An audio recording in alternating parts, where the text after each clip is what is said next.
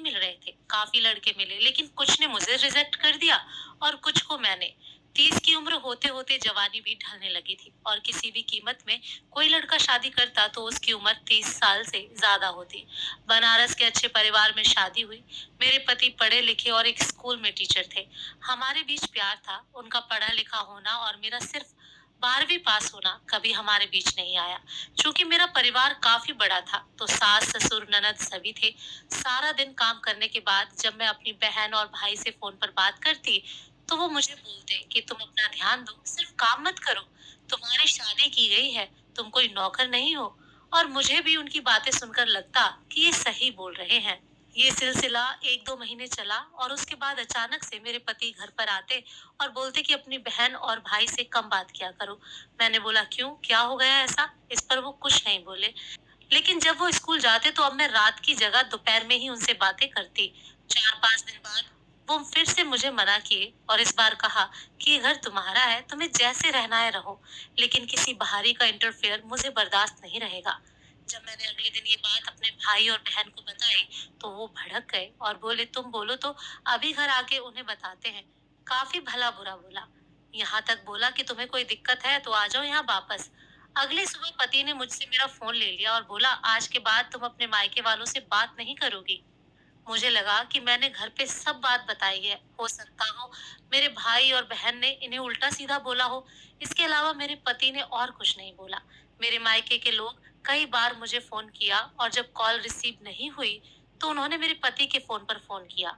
उन्होंने साफ मना कर दिया कि आप लोग थोड़ा कम कनेक्शन रखिए। इतने में अगले दिन मेरे घर के लोग मेरे ससुराल आते हैं और मेरे पति और घर वालों के ऊपर चिल्लाते हैं कि पहले तो किसी ने कुछ नहीं बोला। उसके बाद मेरे पति मेरा फोन लेके आते हैं और सारी बातें जो मेरी बहन से हुई और भाई से हुई सबके सामने रिकॉर्ड किया हुआ सबको सुनाते हैं। अब मुझे पता चला कि मेरे फोन में सारी बात रिकॉर्ड होती थी, जिसे सुनने के बाद मेरे पति मुझे बात करने के लिए मना करते थे। बात और बढ़ गई। मेरी बहन ने मुझे घर चलने को कहा और बोला इन सब से रिश्ता तोड़ लो। मेरे पति ने बोला ये घर तुम्हारा है, लेकिन मैं तुम्हें जबरदस्ती नहीं रोकूंगा। ये फैसला तुम खुद करो, तुम्हें हमारे यहाँ रहना है या अपने मायके वापस जाना है। बस ये याद रखना अगर यहाँ रहना है तो अपने मायके वालों से रिश्ता तोड़ना होगा, और अगर मायके जाना है तो मुझसे रिश्ता तोड़ना होगा। मेरे भाई ने बोला ऐसे परिवार में रहना जेल में बंद होने जैसा, तुम हमारे साथ चलो, इससे अच्छे घर में तुम्हारी शादी होगी। मुझे भी लगा अभी सिर्फ 6 महीना हुआ और ये स्थिति है, आगे पता नहीं क्या होगा। मैं अपनी बहन और भाई के साथ मायके वापस आ गई। कुछ समय बाद उन्होंने तलाक के लिए अर्जी दी। मैं अंदर से डर गई और सोचा एक बार फिर से मौका दिया जाए, लेकिन तभी मेरी बहनों ने मुझे मना कर दिया और तलाक के साथ ये मांग रखने को कहा कि शादी में लगे सारे गहने दें और जो पैसे खर्च हुए हैं वो दें। मेरे पति ने तुरंत ही शादी के सारे गहने दिए, साथ में एंगेजमेंट की रिंग भी लौटा दी और 2 सप्ताह में जितने पैसे खर्च हुए थे उससे ज्यादा लौटा दिए और तलाक का प्रोसेस शुरू हुआ और हमारा तलाक हो गया। उसके 2 साल बाद उनकी दूसरी शादी हो गई और अब वो अपनी जिंदगी में आगे बढ़ गए हैं। इस बात को हुए 10 साल का समय बीत गया और मेरी उम्र 40 साल हो गई। मेरे पति ने कभी मुझसे ऊंची आवाज में बात नहीं की, ना ही किसी और चीज की कमी होने दी।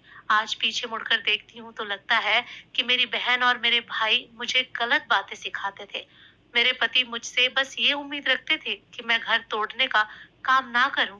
आखिरी बार भी उन्होंने मुझे ऑफर दिया था, लेकिन मैंने अपनी मूर्खता से उसे ठुकरा कर उनके आत्मसम्मान को ठेस पहुंचा दी थी। तभी शादी के पैसे और गहने सब कुछ वो तुरंत वापस कर दिए।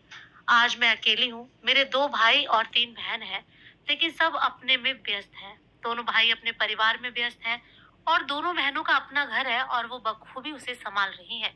अगर सही समय पर मैंने अपने मन की बात सुनी होती और पति की बात मानी होती तो आज मुझे ये दिन देखना नहीं पड़ता। जो लोग भी ये स्टोरी सुन रहे हैं, अगर उनकी शादी नहीं हुई है, खास तौर पर लड़कियां, तो आप एक बात याद रखिए, आपका घर आपका ससुराल है, उसे आप पहली प्राथमिकता दीजिए, क्योंकि मायका सिर्फ माँ बाप से होता है।